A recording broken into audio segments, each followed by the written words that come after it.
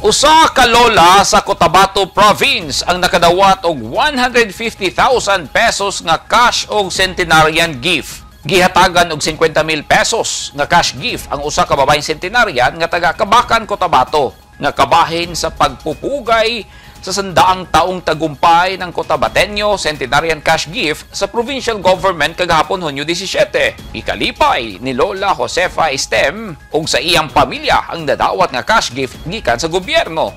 Personal nga gitunol sa Provincial Social Welfare and Development Office, LGU ug barangay ang cash gift kang Lola Josefa.